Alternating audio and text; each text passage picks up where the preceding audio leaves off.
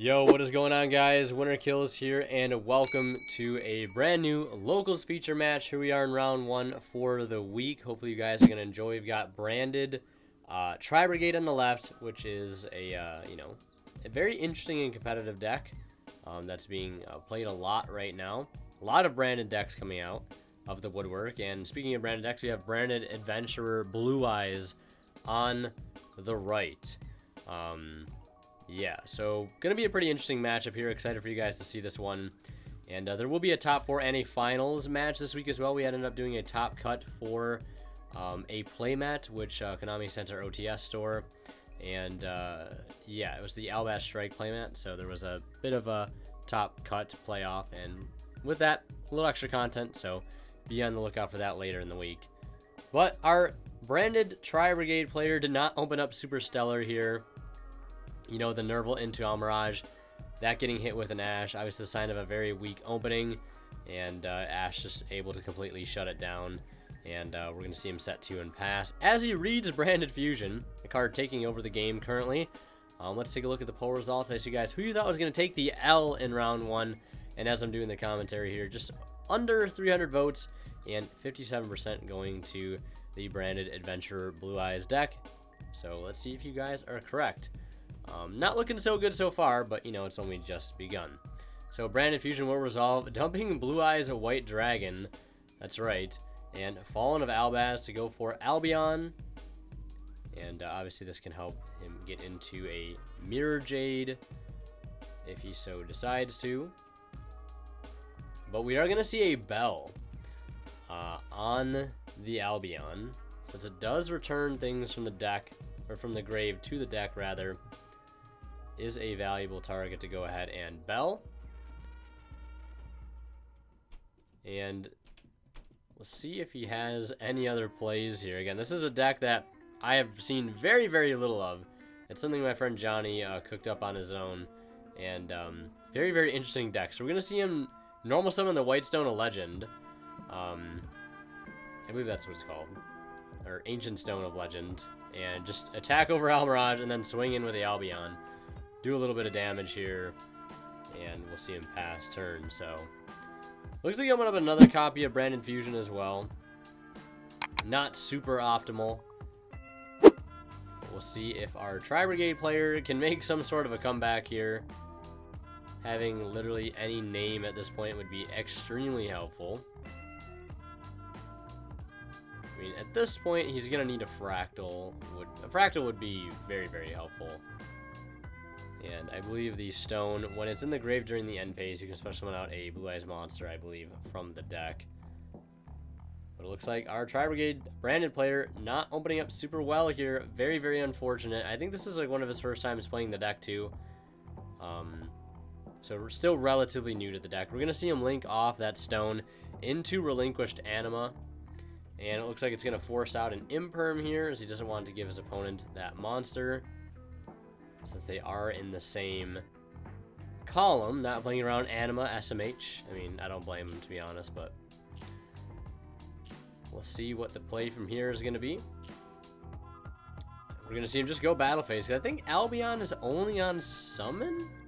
Could be wrong there, but we'll see him just attack the set. It is a Karis. And we're going to see him go to End Phase there.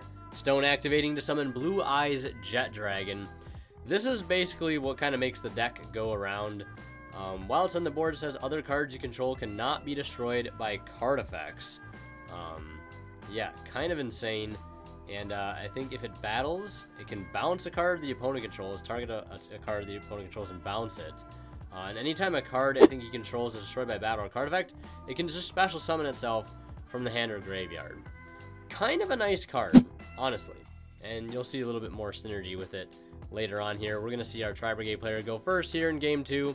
Rescue Cat into Ash, into Gamma, and a Bell to shut it down to make sure that Ash Blossom goes through, stopping Rescue Cat.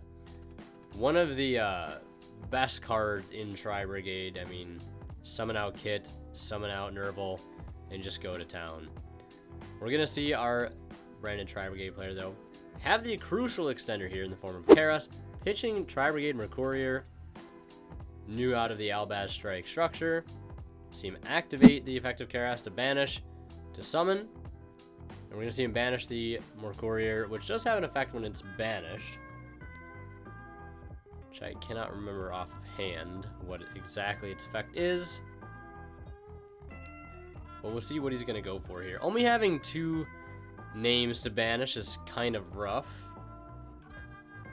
That's why, you know, starting Fractal always helps, because they get 3 names into the grave, bare minimum. Which leaves them, you know, a few extra to spare once they link off Farragut and, you know, and friends, etc., etc. But it looks like he's going to go for the Bearbrum here, which I feel like maybe makes the most sense, since you can at least secure a Revolt for a live Omen play on the opponent's turn. So we'll see him activate Bearbrum effect when it hits the grave to go ahead and add a Tri-Brigade spell or trap, and then put a card from the hand onto the bottom of the deck. Obviously similar to Farragut here, but no drawing, just adding the card instead. So there's the Revolt. And also, importantly with Revolt too, the Mercurier can be recycled back to the graveyard to be rebanished, but it looks like he's not even going to bother with using the Mercurier effect here. So I know they can do the play with Albion the Shrouded Dragon, which is a nice little play for a draw 1. Don't know if he didn't have the resource there, or just didn't want to use it. Not entirely sure. We'll see him bottom a card after the fact. Yeah, still relatively new to the deck, so keep that in mind.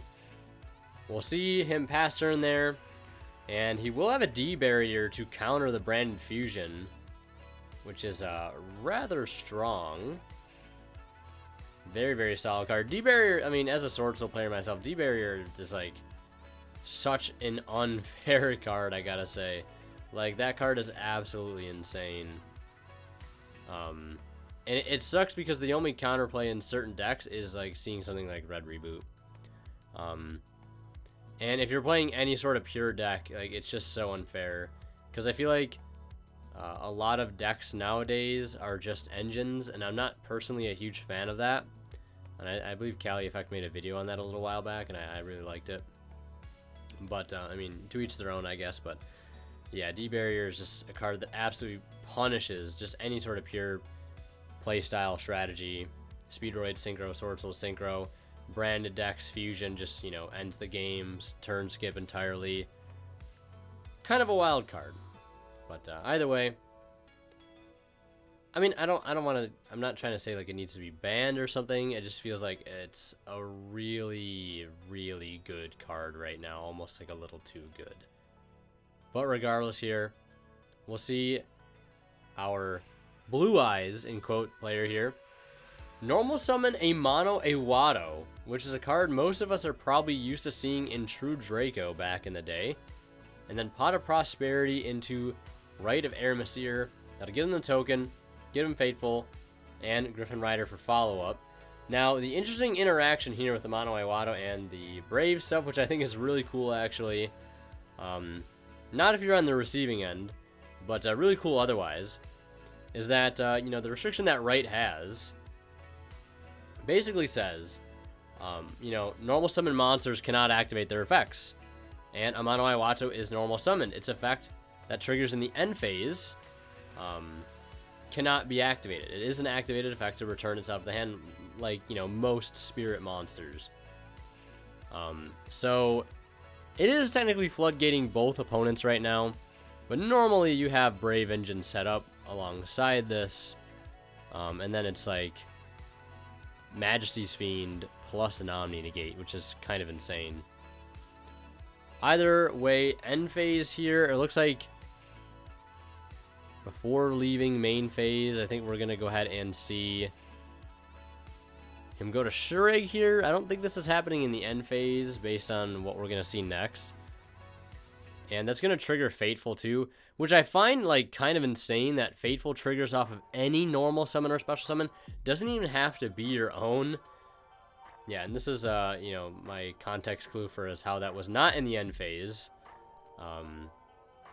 Is the fact that he was able to just play the Draco back that he just searched for free and just bounced the sure egg back. And unfortunately, that is going to be the end of the match. Tri-Brigade not opening up too great either game, and Amano Wado is just absolutely insane in a simplified game state there. So, Blue Eyes taking it 2-0 there. If you guys want to see more of my content, click on one of the videos popping up on the bottom of the screen right now. And last but not least, a huge shout out goes to our Divine Level channel members, who are Tweeter0226, Pony Stark, Cadillacs84, Keith Sidgers, Justin Lamb, Master of Isa, and HCH Cyber. Thank you guys so much for your extremely kind and generous support of the channel.